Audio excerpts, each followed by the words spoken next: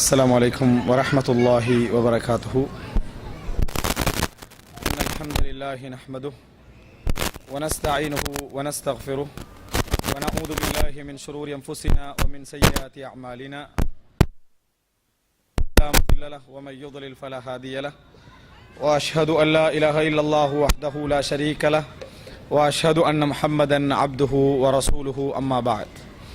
அன்புள்ள சகோதரர்களே, சகோதரிகளே, தாய்மார்களே, இந்த ரமலான் இரவு ஒன்று கூடலில் எனக்கு வழங்கப்பட்டிருக்கின்ற அல்லது தேர்வு செய்யப்பட்டிருக்கின்ற தலைப்பு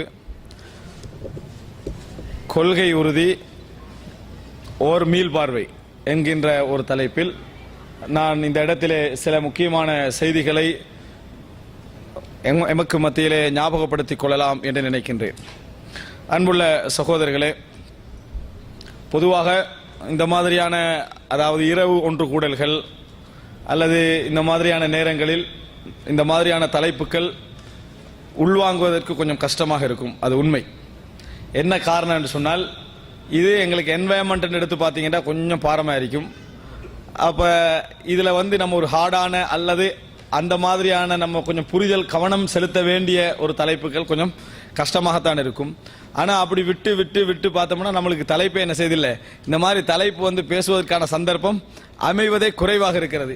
கூடினா இந்த டைமில் தான் நம்ம என்ன செய்கிறோம், கூடுகிறோம். அதனால் இது போன்ற தலைப்பு இந்த மாதிரியான சூழலில் பேசப்பட வேண்டும் என்கின்ற அடிப்படையில் இந்த தலைப்பு தெரிவு செய்யப்பட்டது. இது முதலாக நான் உங்களுக்கு மத்தியிலே ஞாபகமூட்டிக் கொள்கிறேன். அன்புள்ள சகோதரர்களே, கொள்கை உறுதி மீள்பார்வை என்கின்ற இந்த தலைப்புக்கான காரணம், இந்த கொள்கை உறுதி சம்பந்தமான தலைப்புக்கு நாங்கள் பல கோணத்திலே கேட்டிருக்கிறோம். சுய பரிசோதனை, மார்க்கத்திலே உறுதி, இது போன்ற தலைப்புகள் ஆரம்ப காலத்தில் மிகவும் நிறையவே தேவைப்பட்டன. காரணம், நாம் குர்ஆன் சுன்னாவை பின்பற்றக்கூடிய ஒரு சமுதாயம் மிக மிக மிக மிக குறைவாக இருந்தது. அவர்களுக்கு மத்தியில் நம்ம குர்ஆன் சுன்னாவிலிருந்து ஒரு செய்தியை நாம் எடுத்து வைப்போம் என்று சொன்னால், நம்ம முதல் எதிர்ப்பு தாய் தந்தை குடும்பத்திலிருந்து என்ன செஞ்சிடும், வெளியே வருகின்ற அமைப்பில் இருந்தது.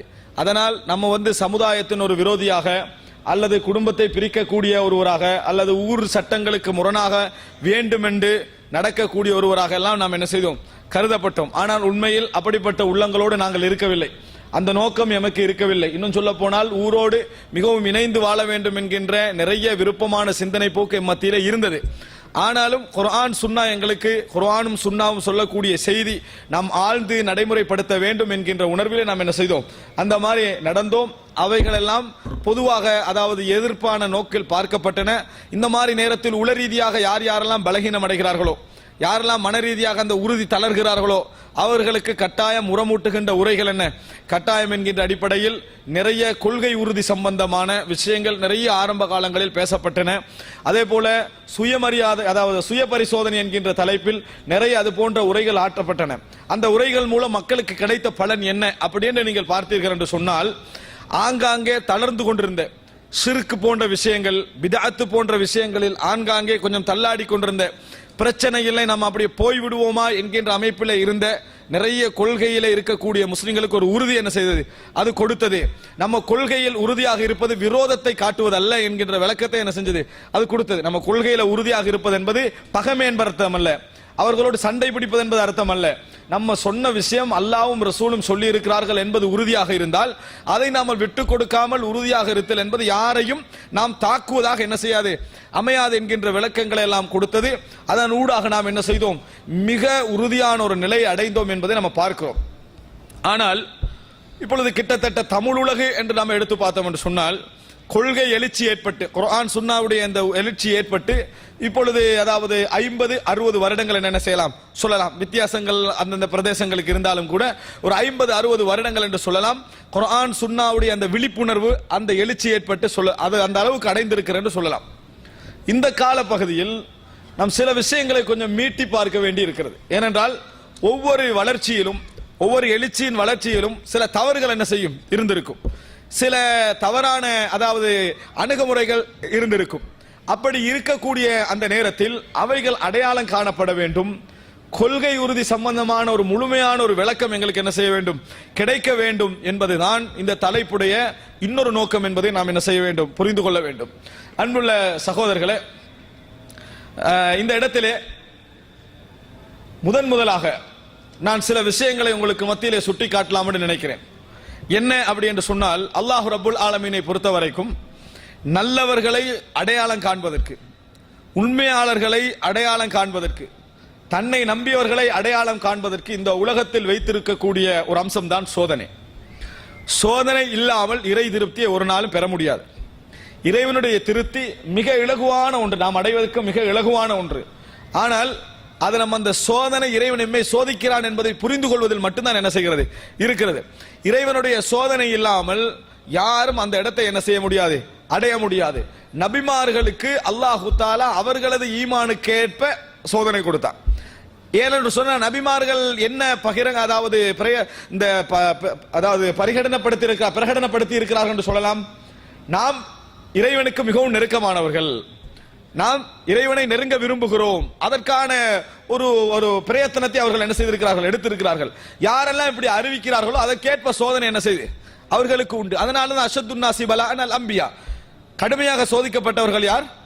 நபிமார்கள். கடுமையாக சோதிக்கப்பட்டவர்கள் நபிமார்கள். சும்ம சாலிஹூன், பின்னர் நல்ல மக்கள், பின்னர் சும்மல் அம்ஸலு ஃபல் அம்ஸல், பின்னர் யாரெல்லாம் அவர்களை போன்று வாழ வேண்டும் என்று முயற்சி எடுக்கிறார்களோ அவர்கள் அப்படின்னு ரசூலுல்லாஹி ஸல்லல்லாஹு அலைஹி வஸல்லம் அந்த சோதனையுடைய தன்மை என்ன செய்தார்கள், சொல்லி காட்டினார்கள். எனவே இந்த உலகத்தை பொறுத்த வரைக்கும் சோதனைகள் இன்றி நாம் இறை திருப்தி என்ன செய்ய முடியாது, அடைய முடியாது. சோதனைகள் என்று இறை திருப்தி அடைய முடியாது. இந்த உலகத்தில் உறுதித்தன்மை வெளிப்படுத்த முடியாது. சோதனைகள் இருக்கும். அல்லாஹு தஆலா அதை குர்ஆனிலே பல இடங்களில் என்ன செய்கிறான், சொல்லி காட்டுகிறான். ஆனால் கொள்கை உறுதி வெளிப்பட வேண்டிய இடம் அதுதான். கொள்கை உறுதி வெளிப்பட வேண்டிய இடம் எது தெரியுமா? இந்த சோதனையான சந்தர்ப்பங்கள் தான் என்பதை புரிந்து கொள்ள வேண்டும். நிறைய பேர் எப்படி இதை புரிந்து கொண்டிருக்கிறார்கள் என்று சொன்னால், அமைதியாக நாம் இருக்கக்கூடிய இடங்கள் தான் சோதனைகளற்ற இடங்கள், அப்படியே சோதனையான இடங்கள் நினைக்கிறாங்க. ஏன்னா நம்ம எத்தனையோ பிரகடனம் செய்திருக்கிறோம். உதாரணமாக கொள்கையில் நாம் உறுதியாக இருப்போம், குர்ஆன் சுன்னாவில் தளர மாட்டோம், அப்படியெல்லாம் சொல்லுவோம். நீங்க நிறைய பேரை பார்க்கலாம். இப்போ உதாரணமாக இஸ்லாம் கொள்கை பிரச்சாரத்துடைய வழிமுறையில் நாம் கண்ட ஒரு விஷயம்தான் இந்த திருமணம். இந்த குர்ஆன் சுன்னாவுடைய பிரச்சாரத்தில் நாம் எதிர்கொண்ட சில ஹைலைட்டான விஷயங்கள் இருக்கு. அதுக்காக அது மட்டும்தான் கொள்கைன்னு அர்த்தம் அல்ல, அது மட்டும்தான் கொள்கைன்னு அர்த்தம். பின்னால் நான் உங்களுக்கு விளங்கப்படுத்துவேன் எதெல்லாம் தவறாக புரிந்து கொள்ளப்பட்டீங்க. அது மட்டும்தான் கொள்கைன்னு அர்த்தம் அல்ல. ஆனா ஹைலைட் ஆகிய விஷயங்களில் ஒன்றுதான் திருமணம். திருமண நடைமுறை, சீதனம் வாங்குதல், அந்த மாதிரியான சில நடைமுறைகள் ஹைலைட் ஆகிய விஷயங்கள் உண்டு. நீங்கள் பார்க்கலாம், சிலர் நம்ம சீதன திருமணத்துக்கு போக மாட்டோம், ஆடம்பர திருமணங்கள் கலந்து கொள்ள மாட்டோம், கடுமையான உறுதியில இருப்பாங்க. நம்ம கண் முன்னால கண்டோம் அந்த மாதிரி உறுதியாக இருந்தவர்கள். திடீர்னு ஒருத்தர் ஒரு கேள்வி கேட்கிறாரு, இந்த மாதிரியான திருமண விஷயங்கள்ல நிறைய நம்ம செலவழிக்கிறது பிழைதானா அப்படின்னு கேட்டாரு. அப்ப நம்மளுக்கு சந்தேகம் ஆயிட்டே, 10 வருஷமா இவர் எந்த திருமணத்துக்கு அப்படி போனதில்லை, 11ஆம் வருஷம் இவருக்கு ஏன் இந்த சந்தேகம் வருது? 10 வருஷமா உறுதியாக இருந்தவருக்கு ஏன் 11 வருஷம் இந்த சந்தேகம் வருது என்று பாத்தீங்கன்னா, அவருடைய மகளுக்கு திருமணமாக போகுது. அவருடைய மகளுக்கு திருமணமாக போகுது. அப்ப சந்தேகம் வரணுமா இல்ல? இப்ப வரணும். ஏன்? தனக்கண்டு வந்தா என்ன செஞ்சிடும், அப்படி கொஞ்சம் நம்ம இவ்வளவு இப்படி போகக்கூடாது, மக்களோட கொஞ்சம் இணைஞ்சு என்ன செய்யணும், போகணும். ஆனா ஊருட்டு திருமணத்துக்கெல்லாம் என்ன கொள்கை, நம்ம போவது கிடையாது, உறுதியாக நிற்பது, புறக்கணிப்பது. அப்படியே நின்றோம். நின்று எல்லோரையும் நான் சொல்லல, ஆனால் தனக்கண்டு அந்த லெவல் வந்த உடனே யோசிக்கிறாரு. அதாவது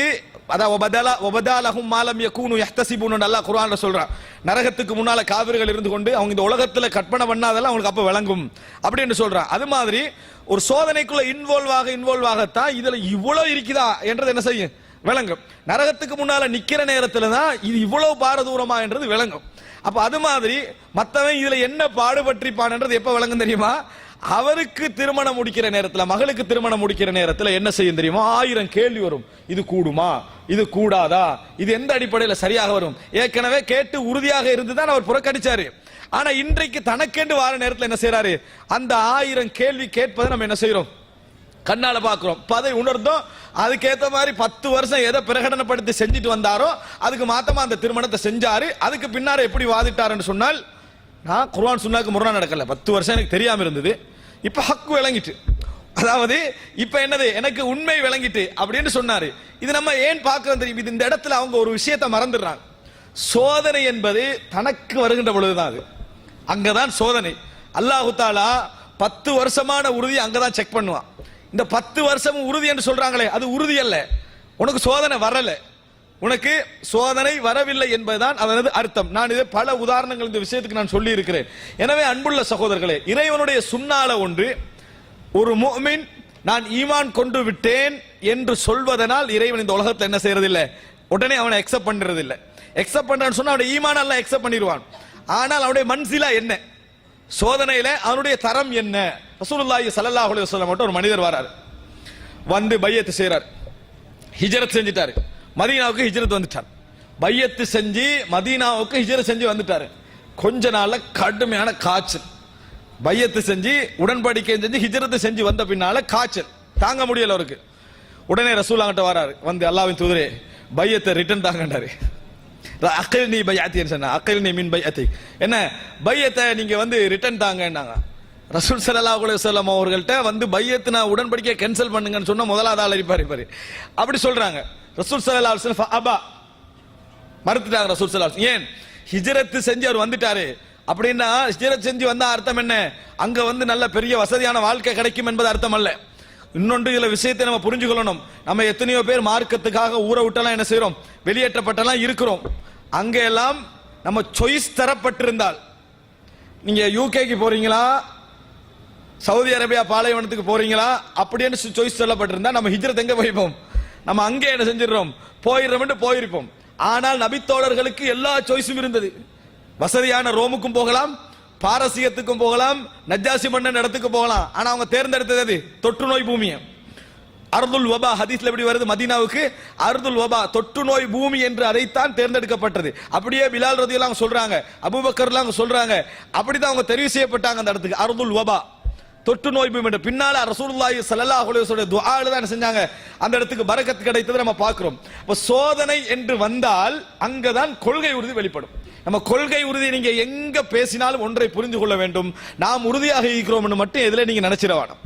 எப்படி நீங்க அதன் அளவுகோல் போட, நான் உறுதியாக இருக்கிறேனா என்பதை நீங்க மார்க்கத்துடைய விஷயத்துல போட வேண்டிய அளவுகோல் என்ன தெரியுமா, எனக்கு வந்திருக்கிறதா, எனக்கு அது வந்திருக்கிறதா என்று பாருங்கள். வட்டி எடுக்க கூடாது, வட்டி ஹராம் அப்படி என்றெல்லாம் உறுதியாக பேசக்கூடிய மக்களாக நாம் இருக்கிறோம். ஆனா இன்ன வரைக்கும் வட்டிக்கான ஒரு போராட்டம் என்ன செய்யல, நம்மளை என்ன சந்திக்கவில்லை அப்படி என்று இருக்கலாம், பலருக்கு அப்படி இருந்திருக்கலாம். என்ன நடக்குது என்று சொன்னால், வட்டிக்கான போராட்ட ஒரு பிசினஸ், ஒரு பெரிய பிசினஸ் பண்றாரு, அவருக்கு ஒரு ஆஃபர் வருது, சின்ன வட்டி, மிஞ்சி போனா ஒரு 1000 2000 தான் மந்த்லி கட்ட வேண்டிய ஒரு வட்டி நீங்க அவரை பொறுத்த வரைக்கும். இந்த மாதிரி வந்த உடனே அதுக்கு யாராவது வேற விளக்கம் கொடுத்துட்டாங்க அந்த வட்டிக்கு, அவ்வளவுதான். நீங்க பார்க்கலாம் அவர்களுடைய போராட்டத்தை, மார்க்க சட்டத்தை தெரிந்து கொள்வதில் எப்படி போராட்டம் கொடுப்பாங்கன்னா. ஆனா வட்டியில உறுதியாக இருந்தவர், குடும்பத்துல யாரோ கஷ்டத்துக்கு சாப்பாட்டுக்கு போய் பேங்க்ல நின்றதுக்கு என்னது கடுமையான போராட்டம் கொடுத்திருப்பார். நின்றது சரி, அந்த மாதிரி நின்றது சரி, சாப்பாட்டுக்காக நின்றதுக்கே கடுமையாக எதிர்த்திருப்பாரு. தந்த பிசினஸ் டெவலப்மெண்ட்டுக்கு ஒரு 1 கோடி 50 லட்சமோ கிடைக்க போற ஒரு வட்டி என்ன வைங்க, அதை பத்தி ஃபுல் ரிசர்ச் என்ன, குர்ஆன் சுன்னா அடிப்படையில் இது எந்த அளவுக்கு சரியானது என்று தேடக்கூடிய மக்களை நாம் என்ன செய்கிறோம், பார்க்கத்தான் செய்கிறோம். அதே போலதான் இந்த கொள்கை உறுதி, அந்த இது நான் உதாரணம் ஏற்கனவே சொல்லி இருந்தாலும் கூட இந்த இடத்துல ஞாபகப்படுத்துகிறேன். இந்த கொள்கை உறுதியில நீங்க பார்க்கலாம், குறிப்பாக அதாவது எங்களுக்கு தெரியும் கபறுகள் உயர்த்தி கட்டப்பட்டு அங்கே தர்காக்கள் போன்று வணங்கப்படுவது ஷிர்க், அது மார்க்கத்திலே தகர்த்தறியப்பட வேண்டிய விஷயம். ரசூலுல்லாஹி ஸல்லல்லாஹு அலைஹி வஸல்லம் அவர்கள் தனது மரண நேரத்தில் என்னது நிறைய அதற்கு எதிராக சபித்தார்கள், அதற்கு எதிராக துஆ கேட்டார்கள் என்பதெல்லாம் நாம் அறிந்து வைத்திருக்கிறோம். ஒரு ஊராக ஒத்துழைத்தால், ஒரு ஊராக உடன்பட்டால் அந்த இடம் என்ன செய்யப்படணும், அதாவது உடைத்தறியப்பட வேண்டும் என்று தெரியும். ஒரு ஊர்ல உடைத்தறியப்படுற அளவுக்கு முடிவாயிடுச்சு ஊர்ல. இப்ப யார் அந்த ஊர்ல மும்முரமா பிரச்சாரம் செஞ்சுட்டு இருந்தாங்களோ அதுல 4 பேர் கூப்பிட்டு உடைங்கடா, நீங்க ஃபர்ஸ்ட்டுக்கு போங்கண்ணா, அந்த கபரை உடைப்பதற்கு நீங்க முதலா போங்க, ஏண்டா நீங்க தான் இந்த ஆரம்பத்துல இந்த ஊர்ல இருந்து என்ன செய்றீங்க, பிரச்சாரம் செஞ்சுட்டு வரீங்க, நீங்க முதலா போங்க. இல்ல நீங்க போங்க, பிரச்சனை, நான் வயசாகிட்டேன் அப்படின்னு போராட்டம். யார் முதலா கை வைக்கிறது, யார் அதுல முதலாவது கை வைக்கிறேன்னு போறீங்க. உடைத்தல் என்பதை கொள்கையாக பேசி இருக்கிறோம், சோதனையாக அணுகல. உடைத்தல் என்பதை நம்ம சோதனையாக அணுகவில்லை. இப்ராஹிம் அலைஹிஸ்ஸலாம் எல்லா சிலையும் உடைச்சிட்டு பெரிய சிலையில வச்சாரே, அந்த தைரியம் இருக்குதே, அதான் கொள்கையுடைய தைரியம் அது. அப்ப இந்த இடத்துல தடுமாறினாங்க, யாரு முந்தி யார் முந்தி, சரி, யாரோ ஒருவர் இந்த கொள்கையில மிக மும்முரமாக இல்லாதவர் கை வச்சு உடைச்ச பின்னாலதான் அல்ஹம்துலில்லாஹ் பின்னால் என்ன செய்யறது, ரெண்டு பேர் போய் என்ன செய்தார்கள், சேர்த்து உடைத்து நம்ம பார்க்கிறோம். எத்தனையோ வீடுகளுக்கு போகிறோம், நம்ம பார்க்கிறோம் தாயத்து தட்டு தகடு இது ஷிர்க் பிழை என்று அவர்களுக்கு விளங்கப்படுத்திட்டாச்சு. விளங்கப்படுத்திய பின்னால இப்ப அவங்க அப்ப சார் எடுத்துருங்க அப்படி என்று சொன்னா நீங்களும் அகற்றிடுங்கன்னு சொல்லிட்டு என்ன செஞ்சிருது, போயிரு. அதை எடுத்தா ஏதாவது கை காலுக்கு நடந்துருமோன்னு என்னது பயம் நிறைய பேர் இடத்துல என்ன செய்கிறது இருக்கிறது. அது நிறைய பேர் இடத்துல அது நம்ம ஏன் சும்மா தேவையில்லாம எடுப்பான் அப்படின்னு என்ன செய்யறாங்க, ஒதுங்கி போகக்கூடிய காட்சி நம்ம பார்க்கலாமா இல்லையா? நிறைய பேருடைய மனதிலே இருக்கிறது. நிறைய பேருடைய மனதிலையும் நம்ம சொல்லுவோம், அவங்க செய்யட்டும் என்ற லெவல்ல என்னது நிறைய பேருடைய மனதிலே இருப்பதை நம்ம பார்க்கிறோம். ஏன் நம்மளால அந்த சோதனை எதிர்கொள்ள முடியவில்லை? இதுதான் இஸ்திகாமத். இஸ்திகாமத் என்ற கொள்கையை மட்டும் பேசல, எல்லா பகுதிகளிலையும் மார்க்கம் சொல்லக்கூடிய விஷயத்தில் ஃபீல்ட் என்று களம் என்று வருகின்ற நேரத்தில் உறுதியாக இருப்பதுதான். களம் என்று வருகிற நேரத்தில் யார் உறுதியாக இருக்கிறார்களோ, பாத்தீங்களா காய்ச்சல் வந்தோன்னு என்ன செஞ்சிட்டாரு, பையத்தை நீங்க ரிட்டர்ன் பண்ணுங்கன்றாரு. ஆனா காய்ச்சல் வர முந்தி அவர் இருந்தார், அதுல பையத்து செஞ்சாரு, ஹிஜ்ரத் செஞ்சு வந்தார், எல்லாம் நடந்தது. காய்ச்சல் வந்தோன்னு என்ன செஞ்சிட்டாரு, பையத்தை ரிட்டர்ன் பண்ணுங்க அப்படின்னு என்ன செஞ்சிட்டாரு, சொல்லிவிட்டார் என்ற செய்தியை நம்ம பார்க்கிறோம். இது மாதிரி மார்க்கத்துடைய நீங்க எந்த பகுதி அணுகினாலும், இப்ப உதாரணமாக அஹ்லாக்குடைய பகுதி எடுங்க. அஹ்லாக்குடைய பகுதியை நான் இப்ப உங்களுக்கு பேசினேன்டா, பொறுமையாளர்களாக இருக்க வேண்டும், நம்ம என்ன நல்ல பண்புடையவர்களாக இருக்க வேண்டும், இங்கிதமுடையவர்களாக இருக்க வேண்டும் என்று பேசினா யாருக்கு அது பிரயோசனம் அளிக்காது. ஏன் கேளுங்க, எல்லாரும் எங்களை தங்களே அப்படித்தான் நினைச்சுக்கிறாங்க. எல்லாரும் என்னது தங்களே அப்படித்தான் நினைச்சுக்கிறேன். நான் எவ்வளவு இங்கிதமா நடந்துக்கிறேன், தலைமைத்துவத்தில் விட்டு கொடுக்க வேண்டும் நான் சொன்னேன்னு வைங்களேன், எல்லாரும் நாலு இடத்துல விட்டு கொடுத்தா இருப்பாங்க. அதுதான் ஞாபகத்துக்கு வரும். சுப்ஹானல்லாஹ். அது மாதிரி தான் இருக்கணும்னு பக்கத்துல உள்ளவரை பாக்குறது. ஏன் நம்ம யாருமே நம்மளை மைனஸாக குணத்துல நினைக்கல, கோபப்படக்கூடாது நினைக்கிறோமே, கோபப்பட வேண்டாம் அப்படின்னு நான் இந்த இடத்துல பயம் பண்ணேன்னு வைங்களேன், ஆக பெரிய கோபக்காரரும் தான் அதுல பொறுமையாக்கிறேன்னு நினைப்பார். ஏன் எவ்வளவுக்கு நம்மளுக்கு கோபம் விரிவாக இருக்கிறதோ அவ்வளவுக்கு சின்ன பொறுமையும் பெரிய பொறுமையா நினைப்போம், அவ்வளவுக்கு சிறிய பொறுமையையும் பெரிய பொறுமையாக நினைப்போம். எனவே எப்ப தெரியுமா நீங்க சோதனையை புரிஞ்சுக்கொள்ளணும், பணிவாக இருங்கள் என்று நான் உங்களுக்கு சொன்ன பின்னால பணிவாக இருக்க வேண்டிய ஒரு போராட்டம் வரும் பாருங்க, அந்த இடத்துல நீங்க பணிவாக இருக்கிறீர்களா என்பதுதான் இஸ்திகாமத்துக்குரிய இடம். அதாவது சோதிக்கப்படுகின்ற நேரம், சோதிக்கப்படுகின்ற நேரம் ஒவ்வொரு விஷயத்திலும் ஒவ்வொரு முஃமினுக்கும் வந்தே ஆகும். ஒவ்வொரு முஃமினுக்கும் வந்தே. நீங்க எதையெல்லாம் வார்த்தையில சொல்றீங்களோ, எதையெல்லாம் உறுதியாக அடிச்சு பேசுறீங்களோ, எதையெல்லாம் மற்றவர்களுடைய விஷயத்துல நடைமுறைப்படுத்துறீங்களோ, அல்லாஹ் தஆலா அவங்களுக்கு ஒரு டெஸ்ட் வைப்பான். டெஸ்ட்ல அல்லாஹ் எப்படி குர்ஆன்ல சொல்றானா, அதாவது அல்லாஹ் தஆலா அறிந்து கொள்கின்ற வரைக்கும் என்ற ஒரு வசனத்தை சொல்றான். அல்லாஹ் தஆலா அதாவது அறிந்து கொள்கின்ற வரைக்கும் என்று அல்லாஹ் தஆலா குர்ஆன்ல சொல்றான். இப்ப அல்லாஹ் அறிந்து கொள்கின்ற வரைக்கும் என்ன, அல்லாஹ்க்கு தெரியாதா நீங்க அதாவது நரகம் தான் போக போறீங்க அல்ல சொர்க்கம் தான் போக போகிறீர்கள், சோதனையில நீங்க தோல்வி அடைவீங்க, அல்லாஹ்வுக்கு தெரியும். அல்லாஹ் அறிந்து கொள்கின்ற வரைக்கும் என்ன அவருடைய விளக்கம் என்ன தெரியுமா, சோதிக்கப்பட்டவர்கள் மக்களுக்கு அடையாளப்படுத்தப்படுவாங்க, மக்களுக்கு அடையாளப்படுத்தப்படுவாங்க. இவர்கள் எங்கள விஷயத்துல 10 வருஷமா கடைபிடித்ததை அவர்களால் நடைமுறைப்படுத்த முடியவில்லை, ஊரலகத்துக்கு விளங்கும், ஊரலகத்துக்கு விளங்கும். இதை நம்ம காதால கேட்டிக்கிறோம் பல விஷயங்கள்ல. இவர் எப்படி பேசினவர் தெரியுமா, இவர் எப்படி செஞ்சவர் தெரியுமா, இவர் எப்படி இருந்தவர் தெரியுமா. ஹோல் ஒருவர் இப்போ கல்யாணம் விட்டு கூப்பிடுறாரு, நான் ஹோல் கல்யாணத்துக்கு வரமாட்டேன்ட்டாரு. ஹோல் கல்யாணத்துக்கு வரப்படா சுண்ணாவாது, அது இல்ல, அது பிள்ளை. ஆனா ஒரு தவறான நடைமுறை அவர் அப்படி சொல்லிட்டாரு. அப்படி யாரும் சொல்லவும் இல்லை, அப்படி யாரும் நடைமுறைப்படுத்தவும் இல்லை, வரக்கூடாதுன்னு சொல்லிட்டாரு. சொல்லிட்டாச்சா, திருப்பி அவருடைய கல்யாணத்தை எடுத்து அதை விட பெரிய ஹோல்ல ஏன் கிரௌட் வந்தா தானே இடம் விளங்கும். அப்ப என்ன புரிஞ்சுக்கணும், கொள்கை உறுதி என்பது என்ன தெரியுமா, நம்ம வார்த்தையில ஒரு கொள்கையை சொல்லிவிட்டு போவதோ மற்றவர்களுடைய விஷயத்தில் அதை அப்ளை பண்ணுவதோ அல்ல.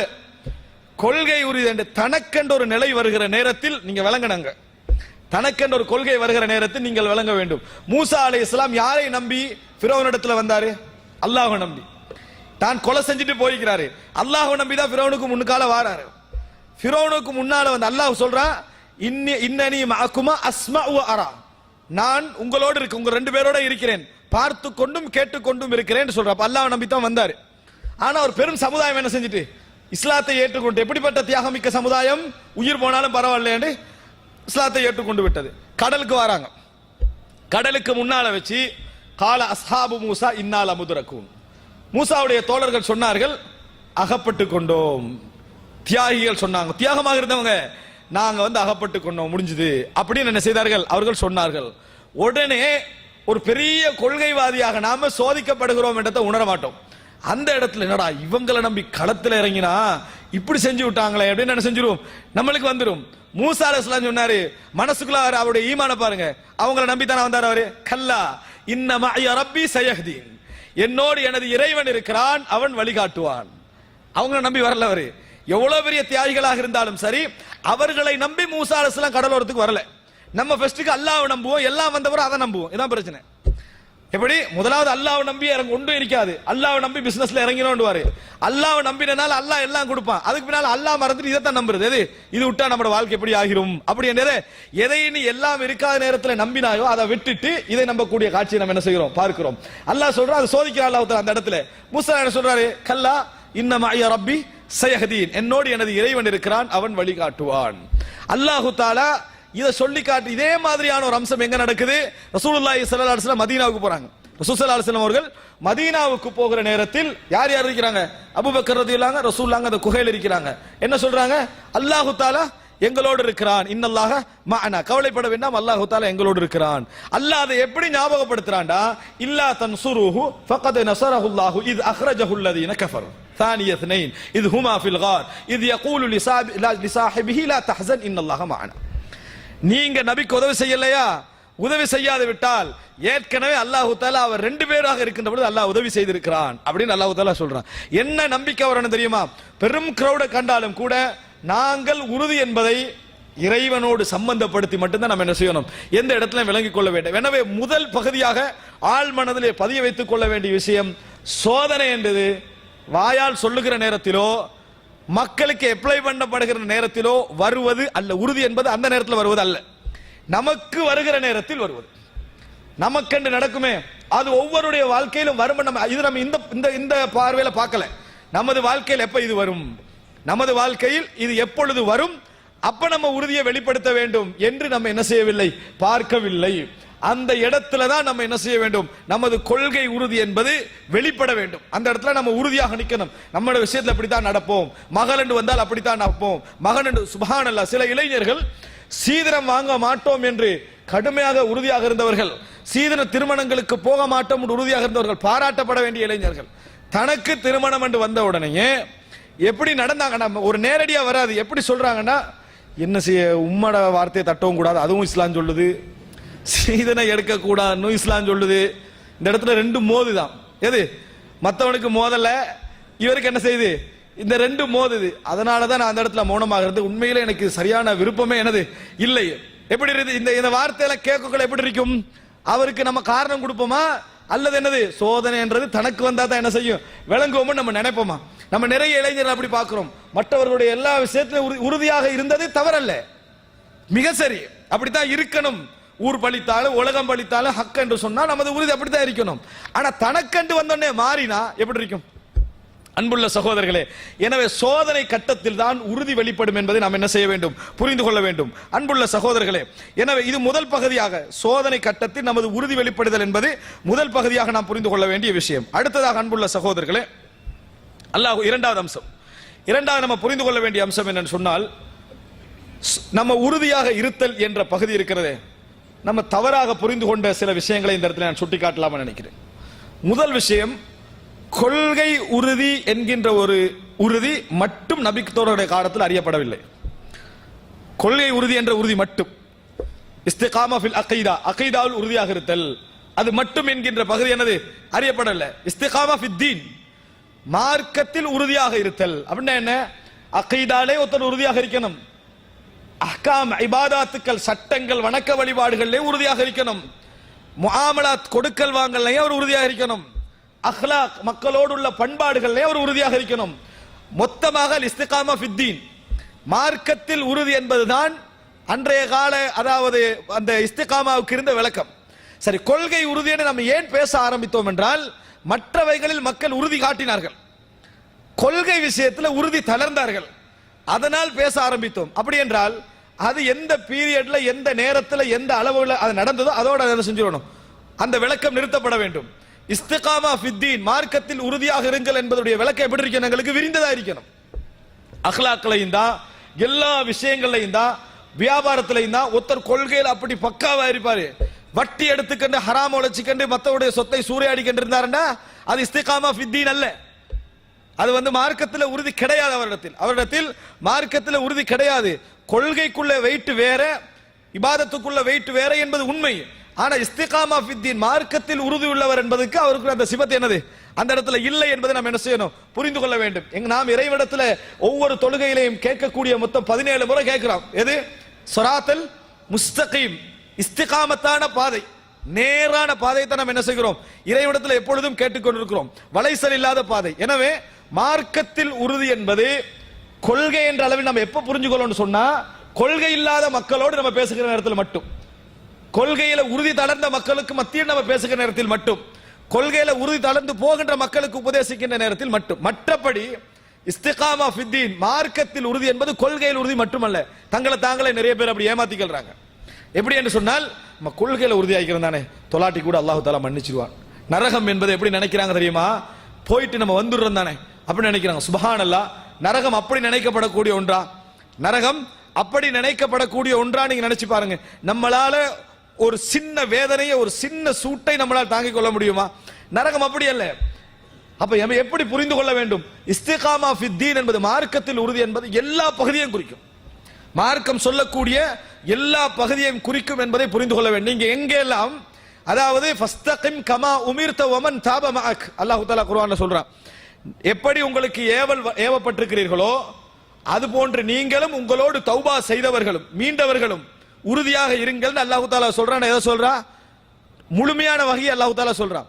அல்லாஹ் தஆலா எதையெல்லாம் சொல்லி இருக்கிறானோ அத்தனை விஷயத்திலும் உறுதியாக இருத்தல் என்பதை தான் அது என்ன செய்கிறது, குறிக்கிறது. இது நீங்க மனதில் பதிய வைக்க வேண்டிய மிக முக்கியமான ஒரு அம்சம். அடுத்ததாக அன்புள்ள சகோதரர்களே, இரண்டாவது விஷயம், நாம கொள்கை உறுதியில் தவறாக புரிந்து கொண்ட ஒரு அம்சம், மசாயில்கள் இருக்கிறது, கருத்து முரண்பட்ட மசாயில்கள், இதில் உறுதியாக இருத்தல். இது எல்லோரும் அப்படி புரிஞ்சுக்கல. சில மக்கள், அதாவது இது சம்பந்தமாக தேடாத மக்கள், படிக்காத மக்கள் அப்படி என்ன செஞ்சாங்க, புரிந்தார்கள். அப்படி புரிய வைக்கப்பட்டது பலரால், அப்படி பலரால் புரிய வைக்கப்பட்டது. இந்த சமுதாயத்திலே நீங்கள் எல்லோரும் புரிந்து கொள்ள வேண்டிய மிக முக்கியமான விஷயம், இது பொதுவாக தௌரா படிப்பு சம்பந்தமான விஷயங்களில் சொல்லப்பட வேண்டிய ஒரு விஷயம். இந்த சமுதாயத்தில் மார்க்க விஷயங்களை நீங்கள் அன்றைய காலத்தில் இன்றைய காலம் வரைக்கும் இஸ்லாமிய அறிஞர்களுக்கு மத்தியில் 3 வகையிலே நீங்கள் காணலாம். ஒன்று, ஆதாரம் அதுக்கு இருக்கும், அதனுடைய விளக்கமும் எல்லா மக்களாலும் இதுதான் என்று ஏற்றுக்கொள்ளப்பட்டிருக்கும். எல்லா மக்களும் என்று சொல்லி இஸ்லாமிய அறிஞர்களை சொல்கிறேன். ஒன்று, ஆதாரம் அந்த விஷயத்துக்கு இருக்கு, அது கொள்கையாக இருக்கலாம், இபாதத்தாக இருக்கலாம், சட்ட பகுதியாக இருக்கலாம், நற்குணம் சம்பந்தப்பட்ட பகுதியாக இருக்கலாம். ஆதாரம் அதுக்கு இருக்கும், அந்த ஆதாரத்துடைய அர்த்தம் விளக்கம் இதுதான் என்பதும் எல்லோராலும் ஏற்றுக்கொள்ளப்பட்டிருக்கும். இதுக்கு என்ன சொல்லுவாங்க தெரியுமா? மசாயிலுல் இஜ்மா என்பார்கள். மசாயில் இஜ்மானா என்ன? உடன்பட்ட, இதுதான் ஆதாரம், இதுதான் விளக்கம் என்று இஸ்லாமிய அறிஞர்கள் மூலம் ஏற்றுக்கொள்ளப்பட்ட ஒரு அம்சம். இப்போ உதாரணமாக தொழுகை, நோன்பு, ஜக்காத்து, ஹஜ்ஜு, இது போன்ற விஷயங்கள் உள்ள முக்கியமான அடிப்படைகள்லாம் நம்ம என்ன செஞ்சிருக்கிறோம், இதுதான், அதுல மாற்று கருத்து இல்லை என்று நம்ம உறுதியாக விளங்கி வைத்திருக்கிறோம். முரண்பாடே இருக்காது. அதுல முரண்படுவதை நம்ம எப்படி சொல்லுவோம்? வழிகேடு. அதுல முரண்படுவதை வழிகேடு என்று சொல்லும். சிலவை குஃப்ருக்கு கொண்டு போய் என்ன செஞ்சிடும், கொண்டு போய் சேர்த்து விடும். இரண்டாவது ஒரு பகுதி என்ன தெரியுமா? இது நல்ல முறையை நீங்க பதிய வைத்துக்கோங்க. எந்த மசாயில் வந்தாலும் இவைகளை நீங்க பிரிச்சு வச்சுக்கணும். மசாயிலுல் ஹிலாஃபியா, கருத்து முரண்பாடான மஸ்அலாக்கள். கருத்து முரண்பாடான மஸ்அலாக்கள் என்று சொன்னால் என்ன தெரியுமா? அந்த கருத்து முரண்பாடு நியாயமாக ஏற்பட்டிருக்கலாம், நியாயம் இல்லாமலும் ஏற்பட்டிருக்கலாம். ஆனா கருத்து முரண்பாடு ஏற்பட்டு விட்டது என்ற மஸ்அலாக்கள். உதாரணமாக, ஒரு அறிஞருக்கு ஒரு ஹதீஸ் கிடைக்காம இருக்கும், ஒரு அறிஞருக்கு ஒரு ஹதீஸ் கிடைக்காமல் இருக்கும், அல்லது அந்த ஹதீஸ் கிடைத்து அது அவரிடத்திலே பலகீனமாக இருக்கும், அல்லது அந்த ஹதீஸ் கிடைத்து அவரிடத்திலே அது சஹீஹாக இருக்கும், அது மாற்றப்பட்ட செய்தியை அவர் என்ன செய்திருப்பார், நம்பி இருப்பார். அல்லது அந்த ஹதீஸ் கிடைத்து அது சஹீஹாக இருந்து அதாவது அர்த்தம் வேறு என்று என்ன செய்திருப்பார், அவர் விளங்கி இருப்பார். இப்படி பல காரணங்களால ஒரு செய்தியை அவர் முடிவுக்கு வராமல் இருந்திருக்கலாம். இதுக்கு சொல்றது கருத்து முரண்பாடு. மசாயிலுல் ஹிலாஃபியா, கருத்து முரண்பாடான மஸ்அலாக்கள். கருத்து முரண்பாடான மஸ்அலாக்கள் எல்லாமே நியாயமானது என்று நினைச்சிடக்கூடாது. கருத்து முரண்பாடு ஏற்படக்கூடாத மஸ்அலாக்கள்ல கூட நிறைய என்ன செஞ்சிருக்குது, கருத்து முரண்பாடு ஏற்பட்டிருக்கிறது. அப்ப அதனால இந்த மஸ்அலாக்களை நம்ம எப்படி புரிஞ்சுக்கணும் தெரியும்? இந்த கருத்து முரண்பாடு ஏற்பட்ட மஸ்அலாக்கள் ஆதாரம் தெளிவாக இருந்தா அதை புறக்கணிச்சிடணும். எதை? கருத்து முரண்பாடு ஏற்பட்டதே என்ற நியாயத்தில் என்ன செஞ்சிடக்கூடாது, நம்ம தொங்கி இருக்க கூடாது. எது சரி, எது பித்அத், எது சுன்னா என்று நம்ம அதில் என்ன செய்யணும், புரிந்து கொள்ள வேண்டும். அதுல அதுக்கு மாற்றமா செய்கின்றவர்களை நம்ம பித்அத் தான் என்ன செய்வோம், அந்த செயலுக்கு தீர்ப்பளிப்போம். இது இரண்டாவது அம்சம். மூன்றாவது என்ன தெரியுமா? இதான் மிக முக்கியமாக நீங்க புரிஞ்சுக்கணும். இதுக்கு சொல்லுவாங்க மசாயிலுல் இஜ்திஹாத், இஜ்திஹாதுக்குரிய மசாலாக்கள். குர்ஆன் சுன்னாவில் இதுக்கு நேரடியான செய்தி இல்லை. குர்ஆன் சுன்னாவில் இதுக்கு நேரடியான செய்தி இல்லை. நம்ம மூடலாக புரிந்து கொள்ளக்கூடிய அமைப்பிலான செய்திகள் தான் என்ன செய்கின்றன, இருக்கின்றன. நேரடியான தீர்ப்பு கிடையாது. குர்ஆன்ல சுன்னாலையும் நேரடியான தீர்ப்பு கிடையாது. நம்ம வந்து மூட, எனக்கு மட்டும் கிடையாதுல்ல, யாருக்குமே கிடையாது. அதுல எந்த அறிஞர் தேடினாலும் அவருக்கு என்ன செய்யல, அது கிடைக்கவில்லை. இந்த மாதிரி மசாலாக்களை பொறுத்த வரைக்கும் இதுக்கு சொல்லுவாங்க மசாயிலுல் இஜ்திஹாத். இந்த விஷயத்தில் யாரும் பிதஅத்வாதி என்ன செய்யக்கூடாது, சொல்லிக் கொள்ளக்கூடாது. யாரும் பிதஅத்தை என்ன செஞ்சிடக்கூடாது, சொல்லிக் கொண்டு விடக்கூடாது. இப்ப இந்த பகுதி எடுத்துக்க, இந்த 3 பகுதி எடுத்துக்கங்க. இதுல நம்ம உறுதி காட்ட வேண்டிய பகுதி எது தெரியுமா? ஃபர்ஸ்டும் செகண்டும் தான். தேர்ட் வந்து நம்ம உறுதியா இருக்கணும். ஆனா மற்றவர்களை எதிர்க்க வேண்டிய அவசியம் அதுல என்னது இல்லை. முதலாவது பகுதி தெளிவாக குர்ஆன் சுன்னால சொல்லப்பட்டது என்பதும் அது எல்லா மக்களாலும் ஏற்றுக்கொள்ளப்பட்ட பகுதி. அது குர்ஆன் சுன்னால உள்ளது. இதுல ஒருத்தர் முரண்பட்டார் என்ன செஞ்சிருவாரு, வழிகேடு இடத்துக்கு போவாரு. இரண்டாவது கருத்து முரண்பாடு ஏற்பட்டிருக்கிறது, ஆனா ஆதாரம் தெளிவா என்ன செய்யுது, இதுதான் விளங்குது. இதுதான் ஆதாரம், தெளிவான ஆதாரம் இருக்கிறது. கிடைக்காதவங்களை பத்தி நம்ம யோசிக்க வேண்டிய அவசியம் இல்லை. கிடைச்ச நம்ம எப்படி செய்யணும் என்பதில் நம்ம உறுதியாக இருக்க வேண்டும். 2. மூன்றாவது இருக்கிறது மஸ்கூத் அன்ஹு, அதாவது குர்ஆன் சுன்னா நேரடியாக பேசல. குர்ஆன் சுன்னாவும் நேரடியாக அந்த மஸ்அலாக்கள்ல பேசவில்லை. நம்மளாக புரிந்து கொண்டு ஒரு முடிவெடுக்க வேண்டியிருக்குது. அந்த புரிதல் சரியாகவும் இருக்கலாம், அந்த புரிதல் பிழையாகவும் இருக்கலாம் என்கின்ற அமைப்பில் உள்ள மஸ்அலாக்களை பொறுத்த வரைக்கும் நம்ம வந்து இது என்ன கருத்து, இதான் சரி, மற்ற கருத்து பிழை, அதனால் நான் இதுல உறுதியாக இருக்கிறேன் என்றதோடு என்ன செஞ்சிடணும், முடிச்சிடணும். மற்றது பித்அத், அது குஃபுர், அது வழிகேடு என்ற இடத்துக்கு என்ன செஞ்சிடக்கூடாது, நம்ம போய்விடக் கூடாது. இப்ப உறுதி காட்ட வேண்டிய பகுதி என்றது இதுதான். இது அல்லாத முறையில் நம்ம உறுதியை புரிந்து கொண்டால் என்ன நடக்கும் என்று சொன்னால், மிக முக்கியமான இஸ்லாத்துடைய அடிப்படைகளை எல்லாம் விட்டுட்டு நம்ம வந்து இந்த மாதிரி இஜ்திஹாதுடைய மசாலாக்கள்ல உறுதி காட்டுவதான் உறுதின்னு புரிஞ்சு கொள்வோம். அன்புள்ள சகோதரர்களே, குர்ஆனும் சுன்னாவும் ஒன்று சொல்லி இருக்க மாற்றமாக இருப்பது அது முரணானது, சந்தேகமே கிடையாது. குர்ஆனும் சுன்னாவும் இதைத்தான் சொல்கிறதா என்று எல்லோராலும் முரண்பாடு ஏற்பட்ட ஒரு விஷயத்துல நம்ம உறுதி காட்டுவது என்பது நம்ம சரி என்ற பகுதியில் மட்டும் நிக்கணுமே தவிர மற்றவர்களை அதில் எதிர்ப்பதில் என்னது கிடையாது என்பதை நம்ம புரிந்து கொள்ள வேண்டும். இது 2வது அம்சம். ஆனால் துரதிர்ஷ்டவசமாக தமிழுலகில் இந்த விஷயம் கொஞ்சம் கூடுதலாக என்ன செஞ்சுட்டு ஈடுபடுத்தப்பட்டது என்பதை நம்ம என்ன செய்கிறோம், பார்க்கிறோம். அது நம்மளால் ஏற்படுத்தப்பட்டதா அல்லது நம்மளை எதிர்த்தவர்களால் ஏற்படுத்தப்பட்டதா என்பது 2வது அம்சம். ஆனால் துரதிர்ஷ்டவசமாக இது போன்ற விஷயங்கள் நடைமுறைக்கு கொள்கை உறுதி போன்று காட்டப்பட்டன என்பது உண்மை. அது நம்மளால் ஏற்பட்டது நம்ம சொல்ல முடியாது. ஏனென்றால் இந்த மசாயில்களை கடைபிடித்த யாரும் மற்றவர்களை திணிக்கல, கொண்டு போய் மற்றவர்களுக்கு என்னது நீ கட்டாயம் செய்யணும் வழிகேடுன்னு சொல்லல. எதிர்த்தவர்கள் தான் என்ன செஞ்சாங்க, உறுதியை அதிகப்படுத்தினார்கள் என்பதை நம்ம என்ன செய்கிறோம், பார்க்கிறோம். இது 2வது நம்ம புரிந்து கொள்ள வேண்டிய மிக முக்கியமான அடிப்படை சகோதரர்களே. இந்த விஷயங்கள் எல்லாம் நாம் என்ன செய்து விடக்கூடாது, தவறிவிடக் கூடாது. இது 2. 3வது அன்புள்ள சகோதரர்களே, இதை நம்ம புரிந்து கொண்டு விட்டோமா, இப்பொழுது உங்களுக்கு இந்த இடத்தில் மார்க்க உறுதி என்பது இருக்கிறது, எங்கெல்லாம் நம்மளுக்கு தளர வாய்ப்பு இருக்கிறது. இந்த 2 தவறான எடுகோள்களை நீங்க விட்டுட்டு அடுத்த பகுதியாக மார்க்க உறுதி எங்களுக்கு எங்கெல்லாம் தவற வாய்ப்பு இருக்கிறது, தளர வாய்ப்பு இருக்கிறது என்பதெல்லாம் நீங்க எடுத்து பார்த்தீங்கன்னு சொன்னால், சுப்ஹானல்லாஹ், குர்ஆனிலே அல்லாஹு தஆலா மிக முக்கியமாக சொல்லக்கூடிய ஒரு அம்சம் என்ன தெரியுமா, ஒரு மனிதனுக்கு தளருவதற்கான அஸ்பாபுகள் இருக்குது. சோதனை நேரம் தான், அது சந்தேகம் கிடையாது. ஆனால் அதுக்கு பல காரணம் இருக்கும். ஒருவர் சோதிக்கப்படுவார், அவருக்கு எல்லா விதமான ஏற்பாடும் இருக்கும், அவர் தளர மாட்டார். ஒருத்தர் வந்து சோதிக்கப்படுவார், எந்த ஏற்பாடும் இருக்காது, அவர் என்ன செஞ்சிருவாரு, தளர்ந்துருவார். இப்ப தளர்வதற்கான காரணங்கள் என்று பார்த்தீங்கன்னு சொன்னால், குர்ஆன் சொல்லக்கூடிய முதல் விஷயம் என்ன தெரியுமா, அதிகம் பேர், நிறைய பேர், மிச்சம் பேர் இதை என்ன செய்யறாங்க, மாற்றமாக இருக்கிறார்களே என்கின்ற சிந்தனையில் தான் முதலாவது கொள்கை தளர்வு என்ன செய்யும், வரும். முதலாவது கொள்கை தளர்வு எங்க வரும், அதை பார்க்க நம்மகிட்ட உறுதி தெளிவாக இருக்கும், அறிவு தெளிவாக இருக்கும், ஆதாரம் தெளிவாக இருக்கும். இதுதான் அல்லாஹ்வும் ரசூலும் சொன்ன ஹக்கு நம்மகிட்ட தெளிவாக இருக்கும். தெளிவின்மை இருந்தால் பேசலாம், தெளிவாக இருக்கும்.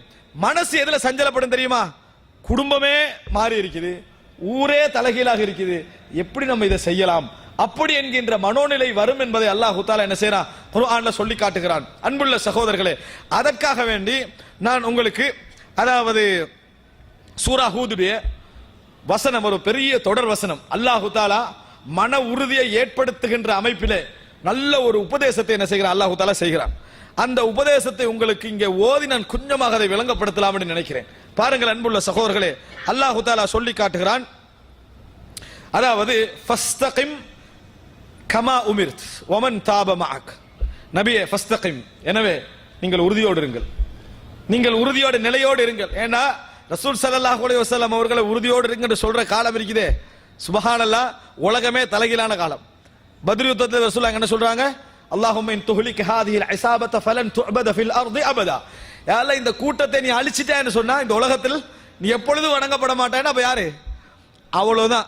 இப்ப அல்லாஹ் அவர் அந்த ரசூலுல்லாஹ்வை பார்த்து சொல்றான், அரித் அனில் முஷ்ரிகீன், முஷ்ரிகீன்களை புறக்கணித்து விடு. இங்க எத்தனை பேர் இருக்கிறாங்க?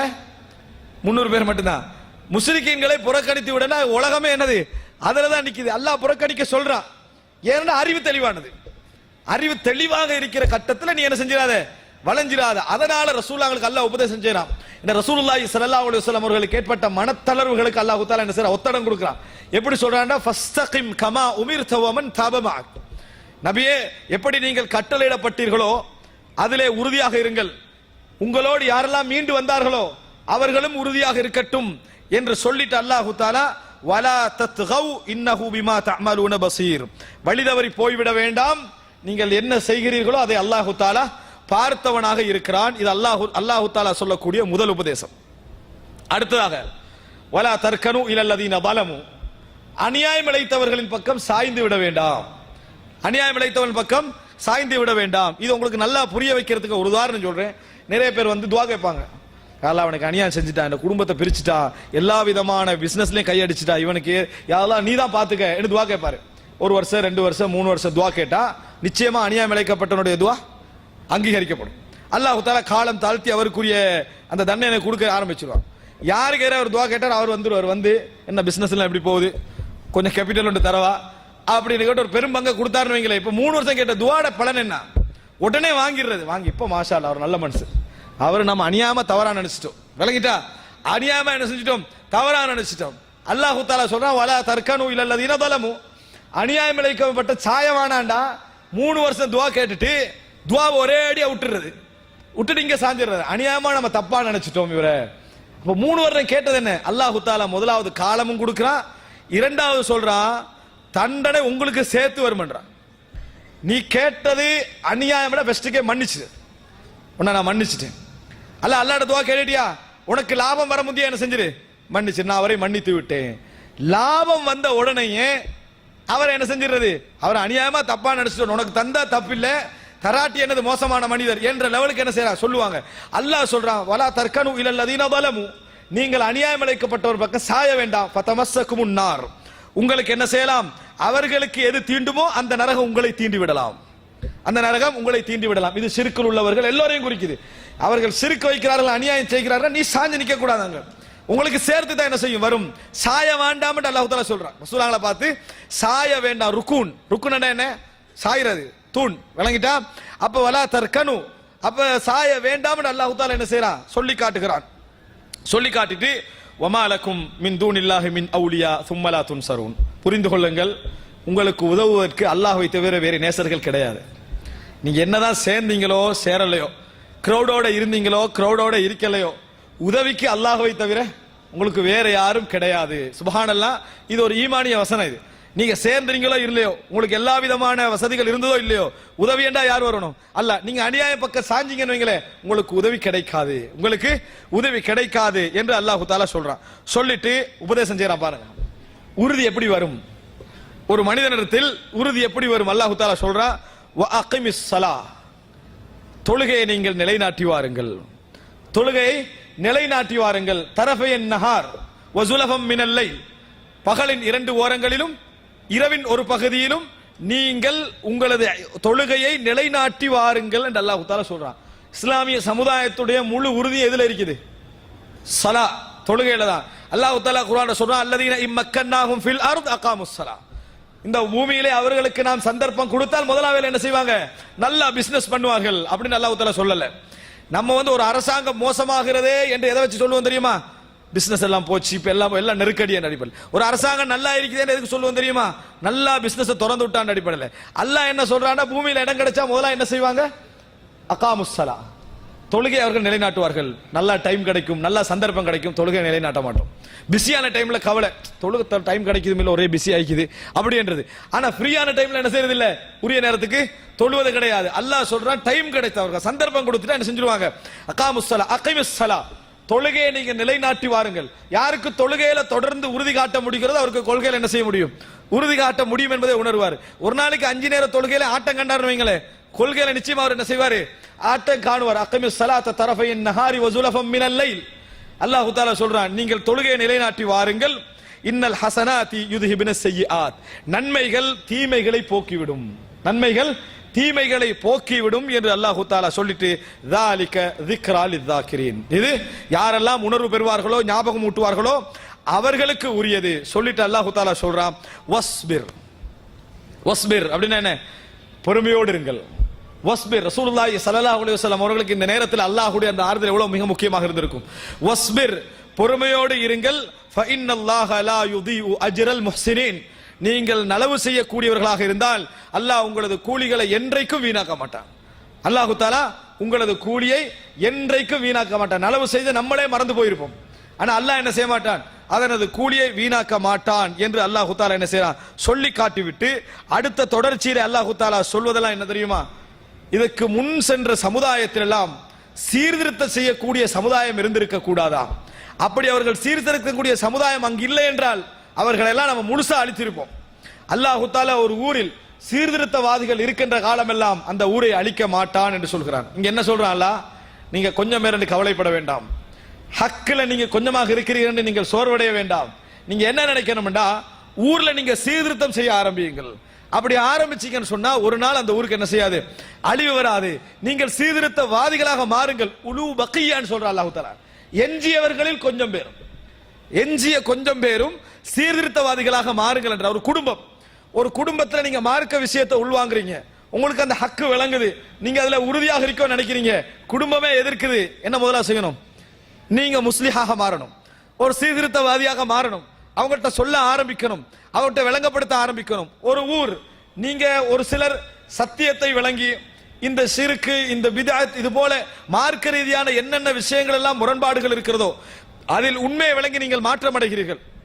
இப்படி மாற்றம் அடைகிற நேரத்தில் உடனே நீங்க செய்ய வேண்டிய வேலை என்ன, அடுத்தது சீர்திருத்தத்தை என்ன செய்யணும், ஆரம்பிக்க வேண்டும் என்று அல்லாஹ் ரப்பல் ஆலமீன் என்ன செய்கிறான், சொல்லி காட்டுவதை நம்ம பார்க்கிறோம். அன்புள்ள சகோதரர்களே, இந்த இஸ்திகாமா ஃபித்தீனுடைய இந்த டோட்டல் உபதேசத்தையும் சூரா ஹூதிலே அல்லாஹ் தஆலா சுருக்கமாக சொல்கிறான். நான் முழுமையாக அதை சொல்லி முடிக்கவில்லை.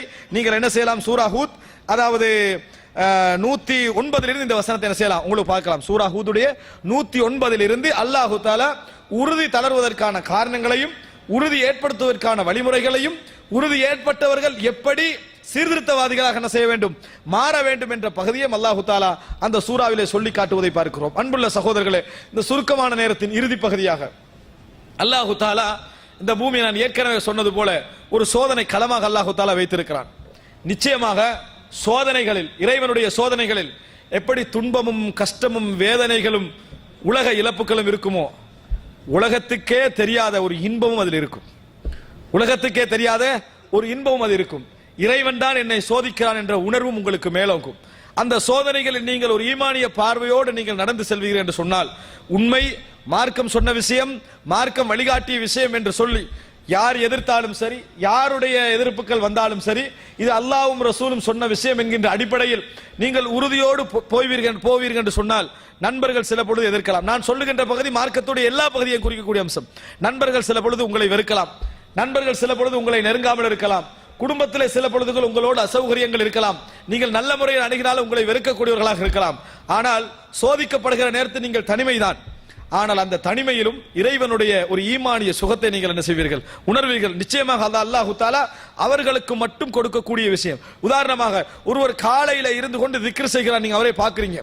எங்களுக்கு என்னது, அவருடைய திக்ரில் ஒரு இன்பம் என்ன செய்யாது, விளங்காது. இமாம் இப்னு தைமியா ஒரு வார்த்தை சொல்லுவார், அதை கேட்கிற பொழுது அற்புதமான ஒரு வார்த்தை. என்ன என்று சொன்னால், நான் இந்த திக்ருடைய நேரத்தை எப்பொழுதுமே நான் மிஸ் பண்ண விரும்பியது கிடையாது காலையில.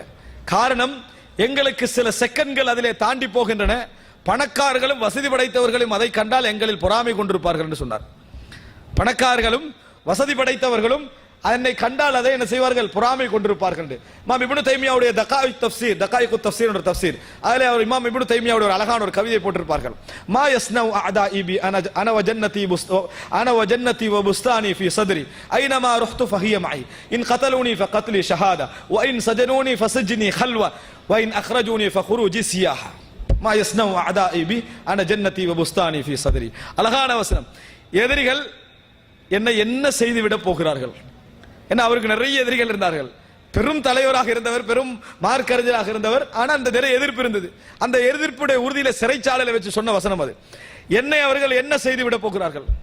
சொர்க்கம் எனது உள்ளத்திலே என்றார். சொர்க்கம் எனது உள்ளத்தில். அப்படின்னா என்ன, நான் சொர்க்கத்தை இலக்காக வச்சு மட்டும் தான் என்ன செய்யறேன், செயல்படுகிறேன். என்னை சிறையில் அடைத்தால் நான் இறைவனோடு தனிமைப்படுகிறேன். ஃபஸிஜ்னி ஹல்வா, நான் இறைவனோடு தனிமைப்படுகிறேன். வணங்கலாம், தொழலாம், இபாதத்து செய்யலாம், உலகத்தை விட்டு கொஞ்சம் என்ன செஞ்சிட்டேன், தூரமாகிட்டேன். என்னை வெளியேற்றினால் நான் அல்லாஹ்வுடைய பாதையில் சியாஹா போய்கொண்டிருக்கேன். எங்க நீங்க வெளியேற்றீங்க, அங்க போய்கொண்டிருக்கிறேன்.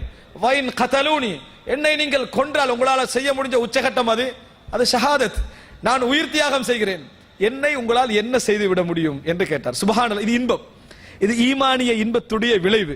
சோதனைகள் வருகிற நேரத்தில் இந்த மன உணர்வுகளை மட்டும் நாங்கள் இறைவனுடைய திருப்திக்காக நாங்கள் சோதிக்கப்படுகிறோம். எனவே அதில் நாம் உறுதி காட்ட வேண்டும் என்கின்ற மனோபக்குவத்தை நாம் வளர்த்துக் கொள்வோம் என்று சொன்னால், உலகம் அதை ஒரு வேதனையாகவும் சோதனையாகவும் பார்க்கும். நமக்கு அதில் மிகப்பெரிய இன்பமும் ஒரு ஈமானிய சுவையும் என்ன செய்யும், விளங்கும். இது போன்று நம்ம சோதிக்கப்பட மாட்டோமா என்று நினைப்போம். சொர்க்கவாதிகள் யாரெல்லாம் சோதிக்கப்பட்டார்களோ அவர்கள் சொர்க்கம் போகிற நேரத்தில் என்ன நினைப்பார்கள் தெரியுமா? எங்கள் உடல்கள் எல்லாம் கத்தரிக்கோள்களால் துண்டிக்கப்பட்டு எடுக்க கூடாதா அப்படின்னு நினைப்பார்கள். ஏன் தெரியுமா? அல்லாஹ் சோதிக்கப்பட்டவர்களுக்கு கொடுக்கின்ற அந்தஸ்தை பார்த்து, அல்லாஹு தஆலா சோதிக்கப்பட்டிருக்கக்கூடியவர்களுடைய அந்தஸ்தை பார்த்து அந்த மாதிரி நினைப்பார்கள். ரசூலுல்லாஹி ஸல்லல்லாஹு அலைஹி வஸல்லம் சொன்னார்கள். அன்புள்ள சகோதரர்களே, அல்லாஹ் ரப்புல் ஆலமீன் சோதனைகள் எமக்கு வராமல் பாதுகாக்க வேண்டும். சோதனை வந்தால் அதில் உறுதிமிக்க மக்களாகவும் அந்த ஈமானிய உணர்வில் நாங்கள் இன்பம் காணக்கூடிய மக்களாகவும் எம் அனைவரையும் ஆக்கியருள் புரிவானாக. ஹதா மா இந்தி வல் இல்மு இந்தல்லாஹ் வ அகூலு கௌலி ஹாதா வ அஸ்தக்ஃபிருல்லாஹ லி வ லக்கும். வஸ்ஸலாமு அலைக்கும்.